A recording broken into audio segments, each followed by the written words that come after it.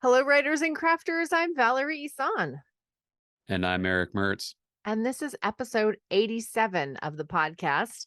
And it's October 12th, 2022, as we record this. Today, we're talking about how to prepare for and stay balanced through a busy season, whatever that is for you.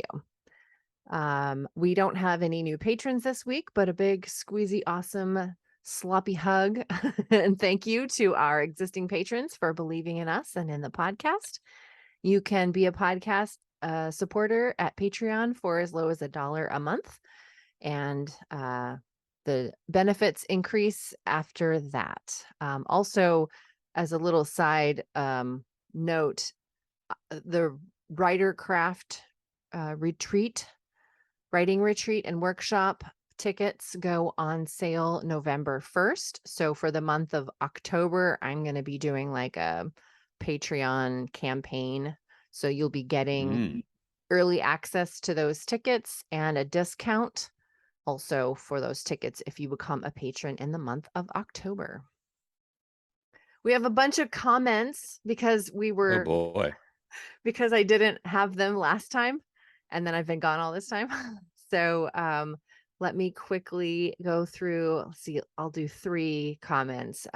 One was on episode 79 for planning your creative path. Mary says, thank you both for sharing your experiences on goal setting, action steps, and the value of questioning the premise we may have about the need to push and motivate ourselves to accomplish a goal.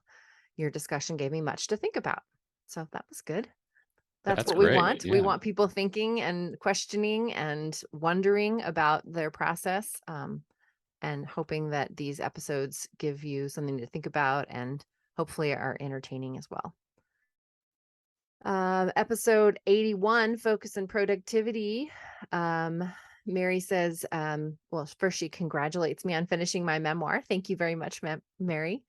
And it was a great pep talk. She said she'll definitely be reading the book I mentioned, which was Essentialism by Greg McKeown. Thanks. I can't tell you. Oh, I had asked in the episode, that was my solo episode while you were gone. And I had asked like, what was the thing they were going to work on for the next month. And she said she didn't know what that was because it won't be easy for her. I'm very similar to how you describe yourself, which was trying to do too much all at once and picking. And as ever, again, when I sat out to figure out what I wanted to do for the month of October, I had too many things on my list and I'm really struggling to just stick with author website, but I've got write short story in there too. And right. So too many things Author on my plate website's a tough one. It is a little bit. Yeah. I've got it started and it's live, but there's, giant holes in it. Like I don't have any of my books up on it, which is kind of the purpose for an author website, but right. At least I've got, coming soon for the memoir. And then last comment for episode 83 on the author services side hustle. Mary says, a very interesting discussion. It's a great experience hearing how you complement each other's views and goals on both the art and business aspects of writing. Thanks for sharing your thoughts with us. So that's thanks. 3 comments from Mary. Yes. Thank you, Mary, for listening and commenting. You, Mary. We love comments. Love it. Please comment. These were pulled. She's a patron of the podcast. So I've pulled these comments from the Patreon feed, but you can also email writercraftpodcast@gmail.com, or you can go to the podcast website, valerieison.com/podcast-news, and leave comments on the episodes, and we'll pick them up there too. So what are you reading? Oh boy. I started reading The Interview with the Vampire. Oh, Anne fun. Rice. Yeah. Have you read it before? I have never read that book. And I listened to a podcast where the hosts discuss, weird fiction, and they only cover authors who are deceased. And so when Anne Rice passed away, they did like 2 or 3 episodes on Anne Rice stories. Mm-hmm. And it just got me interested. And It was funny because this weekend I had a cousin family in from out of town, and they're big readers. He and his girlfriend big readers, and we were talking about the books we were reading. And when I said I had just picked up Interview with the Vampire, they both got that like, oh, like it was just it created such anticipation. Have And you so read anything by Anne Rice before? I've never read anything by Anne Rice I ever, went which is through an funny Anne because Rice period in my early 20s and read like, yeah, probably 8 so of her much of books or it. something. Yeah. Well, it's really in my wheelhouse right now. The Interview. I'm only like 50, I'm only 50 pages into it. And here's a funny thing. I think I got a large print edition. When I opened it up, I thought this print's really big. It's oddly comforting and really big.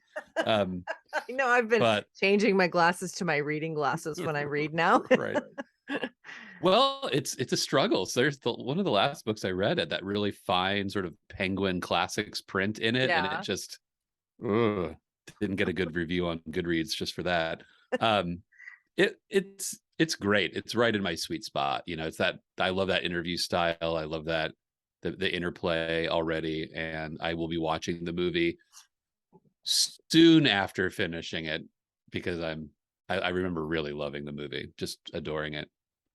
But my brain did a funny thing when I started reading it. I thought I was trying to remember what the movie looked like, and I kept thinking like the vampire that he's interviewing, like that was Tom Cruise. And so for the first 20 pages of it, I thought like that's something about that's wrong. And then in my head, I did the flip. It's like, oh right, Brad Pitt was the vampire that's being interviewed, and Tom Cruise is Lestat, and that's like okay. So, but I had this like something's wrong with this book or the movie because Tom Cruise this yeah, I had that. That's what happens when you know the movie better than the book, I guess. So, what about you? You've been gone for a while. You haven't had any reading time, I'm sure. Oh, I read 8 books while I was gone. Ladies and gentlemen, listening to this podcast, she read 8 books since you last heard from her. Well, 8. yeah, like on the flight home, it was a 12-hour flight from Istanbul to Seattle. And Is that so in direct? that That's direct. that's It's the pretty direct that's as flight. direct as you can go, yeah. On the way Wow. there, we took a whole bunch of different flights and went to Denver and then Frankfurt, and then we lost our bags somewhere. The bags never left Denver. And so we were without our luggage for the first like 2 or 3 days that we were in Istanbul. And yeah, so but Have on the you way been to back, Denver? what's that? I'd want to hang out in Denver too. I mean, Denver's a cool city. If you're gonna hang out anywhere, might as well be Denver. Yes, all my clothes though, Oh, you're and I so mistakenly did not put all of my medication in the carry-on. I put, like the most important stuff, but there was still some prescription medication I felt uncomfortable not having for those 3 days, but well. um One would expect your bags to arrive on time. yeah, well, That's what anyway, you so would the hope. direct flight, the most direct flight, Istanbul to Seattle, and then we had a couple, hour layover in Seattle, and then it's just like an hour and an hour flight, hour and 15 minutes to get to Eugene from Seattle, which I slept, hopefully, I tried to sleep for most of that. I'm still jet lagged. I woke up at like 3 o'clock this morning because Right. because But it's like a you 10 slept hour on one flight difference. What's that? and you read 8 books. I just can't get Not over on this. one 8 flight. I mean, like on the books. flight home, then the 12 hours, I read a novel and watched 2 movies. Oh my gosh. Sounds like a What else are you dream. gonna do? Stuck in a chair, trying not to have your ankles swell up and drinking enough water. And Right. anyway, so yeah, I read 8 books while I was gone. That's amazing. You can't remember all of them. Oh, I write them down in my passion planner.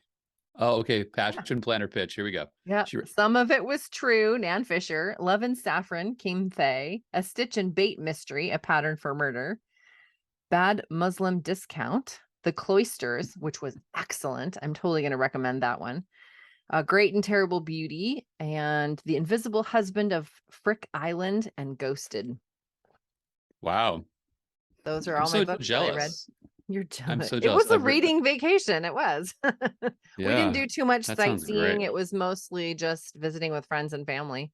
I met new family, and we took some time going into the south of Turkey. Also stayed in Fethiye, and that was beautiful and sunny. And went to the beach like every day and swam in the Mediterranean Sea, and it was amazing and awesome. That was my Anybody want to favorite part. comment on this? Please comment on this, because this is comment worthy. This sounds like is this the best vacation ever? Here's a Patreon poll. Best vacation ever. 8 books, beaches, family. This sounds awesome. Lots of Are you raka. feeling good? Feels good to be home? It does. Yeah. I missed my Yeah. dogs tremendously, but Oh, that's great. all right. I was jealous. I was looking at you. I saw it on Facebook.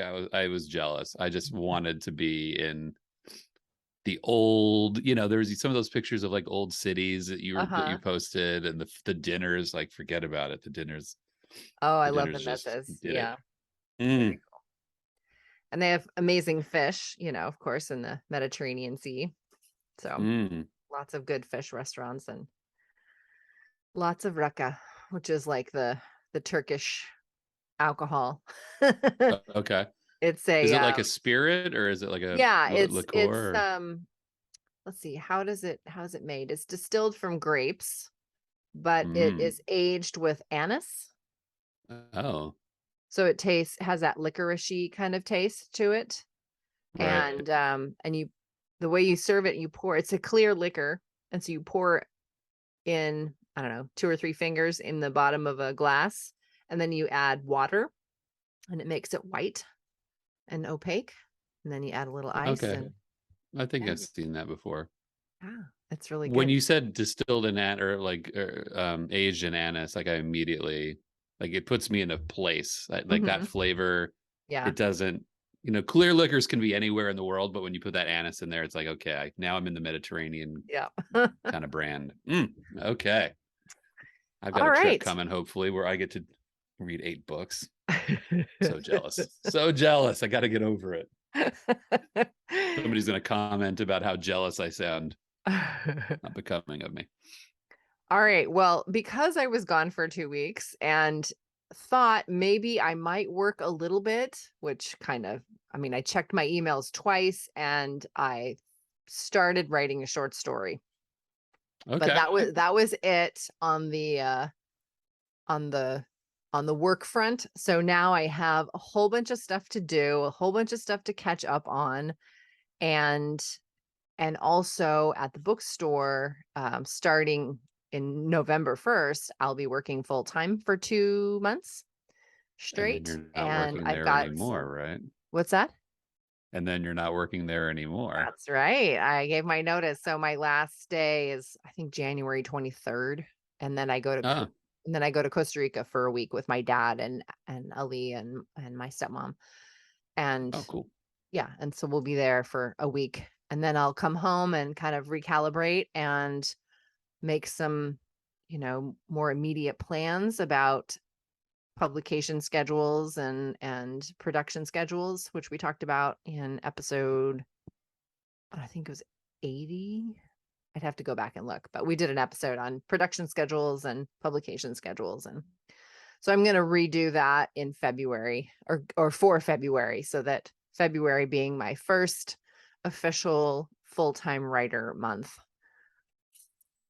Yay. I'm super excited about that. If you're not watching, Val just did some fun jazz hands, and she's excited. I'm excited for her too. But so yeah, I'm heading into my busy season at the bookstore, and also the busy season of, trying to side hustle with a full-time job is a whole lot different than trying to side hustle when you have a part-time job. And Absolutely. yeah, I mean, it sounds dumb to say it out loud like that, like, duh, of course that's true. But somehow in my brain, I think, oh yeah, I can just keep doing the same amount of side hustle work in my full-time with my full-time job as with my part-time. And I'm always extra stressed out and worried during the holiday season because of that, in addition I to think other stuff. saying it out loud is what I think, for me, always solidifies that. Like, when I say that, it might seem obvious to logical brain, but if I say it out loud and I catch myself like, right, that's not possible, Yeah. that helps me. Like, that helps me put it together, like solidify the feeling. So Right. So yeah, it's I'm a little a side nervous. hustle's hard enough to begin with. Let me ask you this. I Yeah. feel like I keep interrupting you, but I want to ask, you only checked your email twice when you were gone, but you do side hustle. So were you at all, do you get anxiety about, I haven't checked my email in 5 or 6 days? What if an email came through dream client? Does that Well, that's why I anxiety checked hit it you? a little bit, I do check it just in case there's a problem. Um, so I have my work I can check it on my phone too. And so a Okay. lot of times when I'm checking my emails, I'm just scanning it to see if there's any like Yeah. problem with a current client or the dream client shows up, Right. that sort of thing. So I do scan through my emails.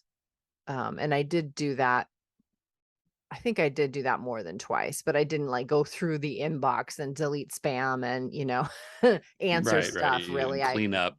Right. Yeah. Yeah. I only did that like once or twice, but only because I have enough spam that if I don't, I didn't want to come back to like 500 emails that would take me 4 hours to get through, even if all I'm Yeah. doing is delete, delete, delete, delete, delete. So that's I know why you I here. looked at it. But yeah, there's a little bit of anxiety about missing, the thing. Oh man, But I I get did such tell all of anxiety my about current that. clients that I was leaving, and that I wouldn't, that I'd have my email, they could contact me via email, but that my response time might be slow because of spotty, internet or whatever. And did anyone have an issue with that? No. I always have anxiety with the ask, like, hey, I'm going to be gone. You won't hear from me. I won't be available. That gives me a bit of anxiety, but what are you going to do? I don't know. I guess I've set that as a boundary. I guess I let people know enough in advance that and there's always ways to get in touch with me, so I don't feel like I'm leaving anyone in a lurch. Um yeah, I just Right. tell them I can't respond right away because there's a 10-hour time difference. So most Right. likely you'll be emailing me while I'm sleeping and I won't be able to get to it for a few hours. So Right. I guess that gives me, Well, that gives me kind of an out in my mind. right. And I'll say standard operating procedures, as we discussed many podcasts ago, are helpful. Like I've just onboarded 3 big new clients for the next year. Yay, you're taking this year and next year well taken care of. But having that standard operating procedure, especially with one client already, has been fantastic because I had family in town for a weekend. He was itching to start like the day that my first full day that my cousin was here. And Uh-huh. but I had noted like, hey, I noted in my, as we started that I take time off and this is going to be one of those times. It prepared them, just yeah. So that was very helpful to call back to a previous podcast. Having that expectation with a client that you're a human definitely works and you go do things. But how do you prepare? So you're talking about going into that busy season. Yeah. You're in a climactic season, right? Because you're ending your tenure there. So there's a lot going into this next 3 months. Not to put pressure on you. Yeah, so I will That have sounded pressury. that. So yeah, I will have full-time work at the bookstore and I will have 2 editing clients also. And I have a new book coaching client that has signed her contract. Um, and then yeah, so just and then getting my own book ready for publication also. Right. And I've got a short story that's due December 1st, which I haven't written yet. So I'm also, there's stress around getting things done, deadline stuff. How am I going to fit in client work around working full time? So I communicated with my husband, like all during the next 2 months, I'm going to be working on Saturdays, just so you know. Right. And so I have that communication with him. I also feel like what I'm going to be doing for the next, so my next editing client starts next week. I told her I'd start working on her project October 15th. So I've got a couple of days left to get over jet lag. And I really want to make my environment easy to work in. So for You're me, that talking your means physical my environment. physical Your environment, physical. because that helps with, well, I can't even see my desk right now. It is piled as high as my computer monitor in some places, so stacks of paper and stuff. So I need to clear off my desk so that I have a workspace that I can work efficiently in. And I also just need to know where all my, tools of the trade are going to be, because I move some furniture around in here, and I need to recalibrate where things belong and then where I know where to find them. So my environment is really important to me, and for efficiency, and also just for mental health. Like, I Oh can't yeah. work if I'm scattered because I don't know where anything is. Do you know what I mean? I do, but I'm gonna say that there's a certain, my desk is very clean right now, but Mhm. I do get this sort of thrill sometimes when my desk is messy. This may sound really strange, but when my desk is messy, piled up with story ideas, with, because sometimes I'll have my bag where I'll take notes. I have like my notepad in my bag from when I'm out in the world and I'm getting story ideas or client ideas. I've got the laptop for when I'm out. So when I bring everything back to my desk, it can get really cluttered and hectic. And I love that because it always holds for me such possibilities. Like there'll be 2 or 3 scenes that I've sketched out on a piece of paper, or like an email I've like handwritten, like a newsletter that I'm going to send. Like it feels like sometimes I need to look at that mess and say, sometimes the creative hustle is messy and I want to acknowledge that in my space. But I hear where you're coming from. Like when it comes down to buckling in, it's got to be clean. Also doing a little preparatory house cleaning too, So if I'm going to be working Mm, on author stuff on Saturdays, which is my house cleaning day, I need to yeah. also then acknowledge, okay, maybe do some scrubbing before the week starts, because I'm going to be a little less attentive to it once I start working. So Right. acknowledging that. Um, and you can always do, I mean, I'm being real pragmatic and practical here, but that's kind of where my brain's at right now, trying to deal with, okay, what am I don't want to leave all the cooking to Ali while for the next 2 months, 2.5 months. So, um, coming up with easy meals, freezing stuff, having a plan Right. for that sort of thing too. Um, Also, I was listening to a Sasha Black episode on her podcast. I don't know if it was the Black Heron or if it was her Rebel Author podcast, but I recently heard her talking about exercise and how she gets into, I don't have time to exercise, because by the time you like get ready for exercise and you do the exercise and then you clean up from the exercise, and if it's not exercising at your place, like the travel time there and back, like that's a whole lot of work that you could get done in that time. And if you're running against deadlines, it's easy to be like, well, I don't have time for that. But she acknowledged, um, under great duress, that she does get more work done if she exercises, which didn't make any sense to her at all. It But made no sense to me until like when I'm in a good routine working out 2 or 3 times a week in the morning. mhm, Boy, that work day, it's energized. It's so different. It's different. it's different. So I Something have, something you're oh, sorry, something you're driving at that I think is worth mentioning is this: we're practical people, right? You're an ordered, practical person, and however we describe our spaces, messy or frantic, or not knowing if we have enough time, you are in your process. You're ordering your life and your mind to get to have that time.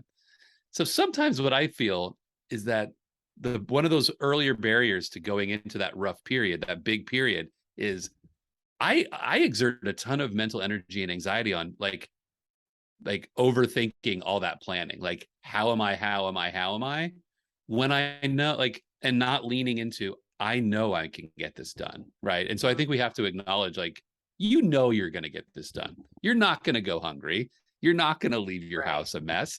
You're not going to flake on client work. You're not going to flake on the bookstore. So all that anxiety and how am I going to do this? Like, lean into the fact that you're pretty much awesome, right? Just lean into it. Thank you. Yeah. Even this You're morning in welcome. my journal writing, I wrote down the affirmation, I have all the time I need. Right. And I have the strength and energy to complete anything I want to do. So, Right. yes, reminding myself that when push comes to shove, if I'm feeling overwhelmed and have anxiety, I can just put one foot in front of the other and just do the thing that's right in front of me. And that works for me. It has worked in the past. I don't like the overwhelmed feeling. Nobody And so does. I try to mitigate that by planning ahead and trying to come up with plan A, B, and C for when things go wrong. If Because you don't make dinner, inevitably, yeah. well, if And you don't make dinner, there's great takeout or, yeah. right. I mean, Or I can make there's a always an sandwich, you know? alternative. I don't have Right. to like make dinner. Like, I can just eat something yeah, there. you will not starve. No, I'm So not worried remind about that. yourself of that. No, I'm more Yeah. worried about like not pulling my weight so that Yeah. it becomes Well, stressful for my husband, you know? I want to pull my weight. right. But you did the first step in that is you communicated, hey, this is what's going to happen. He Mhm. knows you're in a space where you're going into something different, Mhm. and that's the first step, like in acknowledging it to the people that are important. Mhm. That's real big. Yeah. That's real huge. So what do you do? Just wing it? It'll work. Well, it's funny because I was sitting here listening to you and trying to put myself in that position, and it's hard because I feel like I'm always like I feel like I'm how do I put it? Like I feel like I'm always on that sea of navigating really busy time. Mhm. And what I mean, like that dream client for me is so in my work, my dream client comes in and they are a paying client that will sustain me for 6 months. And I always have to be open to that big job coming in and having to make room for it. Mhm. That's just a business. That's just a business and or like an organizational principle I've had from the beginning. I always have to be ready because a book client is, yeah, it sustains me for 6 months. So I've always been in this place of like I kind of make two plans in any week month where it's like this is the plan. If nothing changes for the next like couple of weeks, this is what I'm gonna do. I'm gonna finish this screenplay. I'm gonna work on my short story. I'm gonna do two newsletters and a blog. Like I'll do that. I'll have that. But I also have this sort of side plan that says if I am onboarding a major client that I cannot say no to, here's how I'm going to reorganize all of that. So Ah. I'm always in the mode of and it's happened like and I don't know if I've said it on this podcast. I've certainly said it to numerous colleagues, but September and October, it's like 60% of the work that I get, the big sustaining jobs that I get, come in September and October. It's if I go back and look at my records, it's always. So I went into the September and October assuming I was going to bring on two big clients that would be and sure enough, two big clients in the last 4 weeks came in, and I luckily had everything prepared. I had finished all the smaller work that I was working on throughout the summer, so that those things were sunsetting, and then I was Mhm. onboarding them has taken up the last 2 or 3 weeks, getting those initial interviews going, getting moving. So I don't know how I do it because it like there's that whole feeling of like once you're on the sea, you kind of forget what land is like, and so I feel like I'm Mm. always on Mhm. this water all the time, and I don't know if I would I'm looking at it the other way. Like if I could ever get to a place where I wasn't like reliant on, you know, big things coming my way, like, and I could just, if it was just my authoring, it would be a different feeling. But yeah, I'm always preparing for this. Always, always, always. I have a completely unrelated question that came up for me. So when you said you get your clients in September and also in January. Those are your big like Those are onboarding the two months big months. Yes. for the year. So if you just signed two new major clients that's going to take you through the next year of working. How do you mitigate disappointment from your clients when you say, sure, I'd love to work with you. It's going to be great. I can't start your project for another 7 months. I'm booked up until whatever. How do you have that conversation? Is that expected by the clients? If anybody's watching, I'm like staring off into space because it is the hardest Twiddling your conversation to have, because you are, when a client is committed to you in their head and then you have to either shuffle them or cancel them or hand them off. It's hard, because part of what brings a client to me, a big part of that is they read your site, they talk to you, they want to work with you. It is a Mhm. personal connection. And then to sort of have to plug in the personal connection and then unplug it, it's really it's an awkward feeling. And it's only happened a few times, because really up until 6 or 8 months ago, I wasn't my site, my hustle wasn't running at full. I would say it wasn't running at full capacity. I wasn't pressed with that issue very often, but I am at this place now because of marketing and advertising, where the next client that comes through the door, which I anticipate happening because the traffic on my site has been enormous lately. Yeah, I'm either going to have to outsource them to someone else, which I'm prepared for. I've brought on 3 writers. I've signed agreements that here's what our referral agreement will be if it happens. Um, Actually 4. So I'm prepared to be a business that does referral work. So I'm hoping that that connection I make with somebody is, hey, I'm glad that you want to work with me. Here's someone that I want to work with, that I like working with. I'm going to hand you off to them. That's the hope, right? The hope is that you're branding and building a business that's a big enough, that's trustworthy enough, and that works for people to the point where they're willing to take that handoff. But I really love the people, right? So Mhm. most of the time that I get with somebody, I don't want to give them up, because that relationship is so interesting. I get into this because I like relationships, I like people, and I want to be in the business of them. So I don't know Mhm. if that answered your question. Yeah, I think so. It's just hard. It's the hardest thing. But and there's no room for anybody else either. That's the other thing I have to acknowledge. I can't squeeze anyone else in. Mhm. So if I did, I would be frantic. That would be unsteady water, and I don't want to do that, for That's, I guess, myself what or I anyone. worry about for myself, because I know that as a people pleaser and, sure, how hard could it be kind of is my knee jerk reaction. I do tend to overbook myself. Well, think of it this way. Here's the way I've tried to think of it. I just made the connection to that conversation we were having about dinner. Awesome is, I come home, my wife comes home, and I've made dinner, and it's delicious and it's great and it's the personal touch.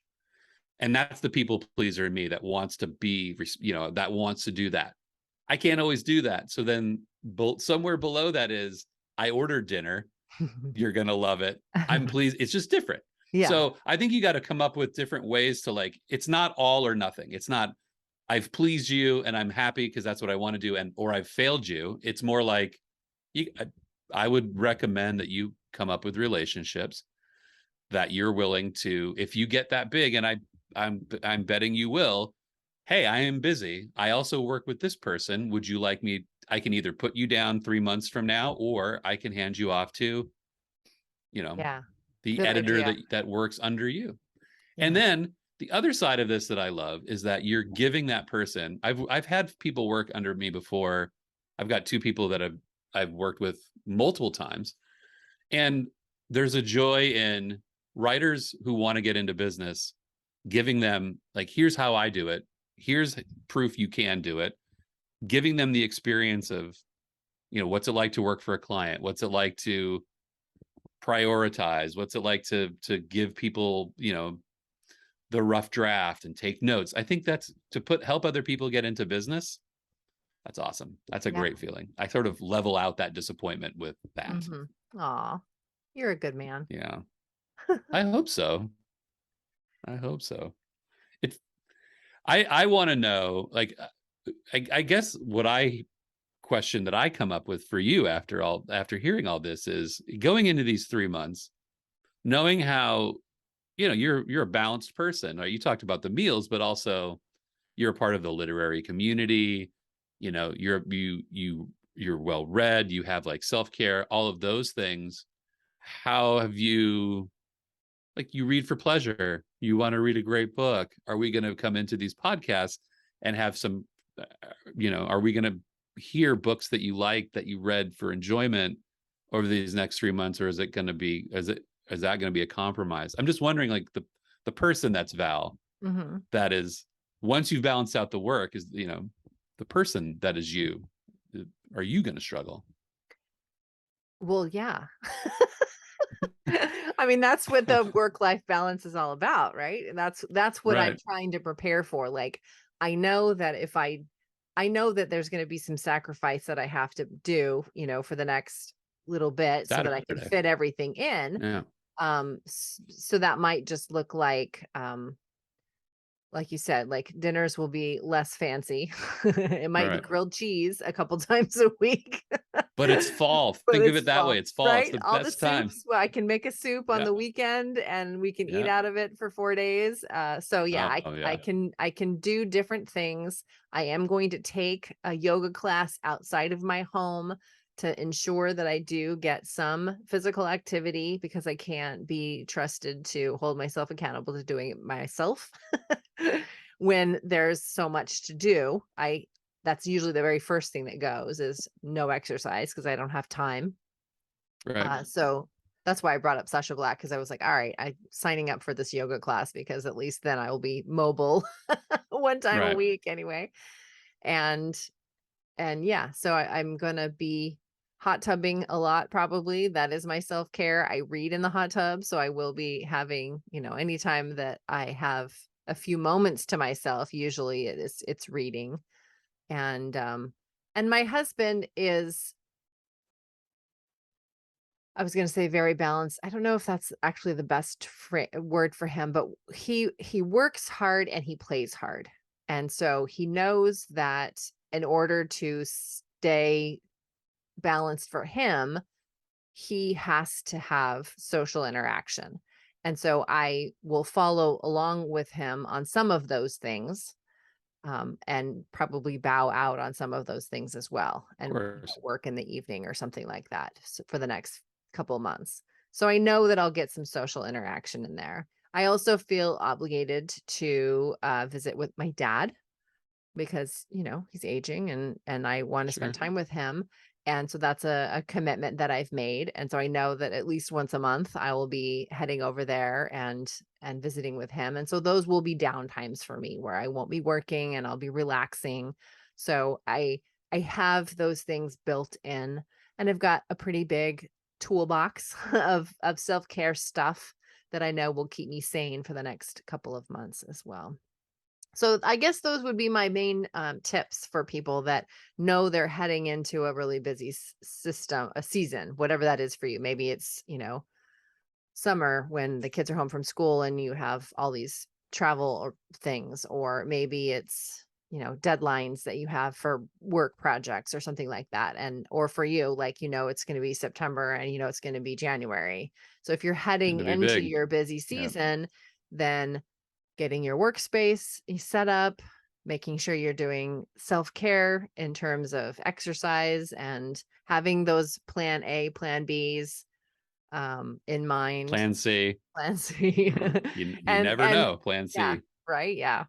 And having compassion for yourself, knowing that things are not going to be totally perfect in the next, I mean, it's never totally perfect, but I mean, your all you can do is show up every day and do your best, and your best is going to look different every day because That's a your fact. energy levels, your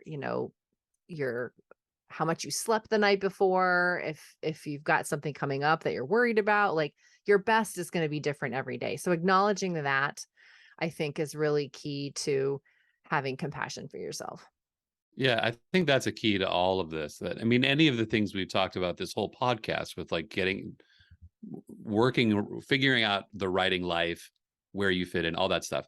I think like understanding that there's days that you're going to, your first obligation is to get in the seat and do it and figure it out. That's always Stephen King's thing, right? He's like, I sit down and I write. That's how I do it. And when people ask him, that's really all he ever says. But he also says there's days when I produce this much and it's good, and I produce less other days and it's not. Like, you just have to be aware that you're not robotic, and that like yesterday, my cousin took off yesterday morning. I was in sleep deprivation mode. We went to a film festival all weekend, so we were up talking about movies, up early because I have an early starting life. Yesterday I was dead when I sat down in my seat, but I showed up. I recognize I'm not going to come up with brilliant fiction today. What else can I do to honor the fact that I'm here? That should be a part of your like mental routine. That forgiveness of, it's just not going to be the same. Yeah. And the body and the mind. I'll go for it. Rachel Herron once said on one of her podcast episodes that if she wakes up with a migraine or something, if she wakes up and feels not 100%, let's say she feels 70%, then she acknowledges that she's only going to get 70% of her work done that day. That's her best. And to have compassion, for herself in those moments. So I try to take that to heart too. And now I've heard people say, go ahead. I've just heard people say, if I'm sick and I can't do the thing that I want to do, then I'm doing what I have to do to get better, to get back there tomorrow, whatever that thing is. Yeah. Right. Yeah. So then if you're getting sick in the midst of all, and you will, because it's autumn and winter, that's it happens. Then your 100% obligation is to get better and not push yourself and stay sick longer. And, so again, life happens, sick happens. What were you going to say? Oh, I was just going to say, speaking of balance, I need to go walk my dogs now. Oh, so I was going to wrap up They're probably happy to see you, right? Yeah, totally. They're probably happy to see you. Like, hey, you're home. Yay, we're home. I forgot. Did they remember you when you walked in the door? Yes, they remembered me. Oh, good. I always worry when I walk in, I haven't seen my dog in a week, that she's just going to be like, what? Radar is a little bit off put. I think he might be like trying to punish me a little bit. He's not asking me to hold him as often. He's not climbing up on my lap quite as often. So we'll see if he that too shall pass. Yes, it will. Thanks for talking about me. Submissions. Well, we're talking about submissions next week, right? Submissions.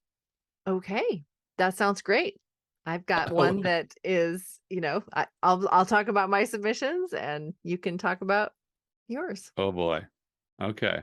Well, have a great week. Thank you so much. Getting acclimated. Yeah, it takes a while. Gotta have a vacation from your vacation. Talk to you later. Talk to you later. Bye.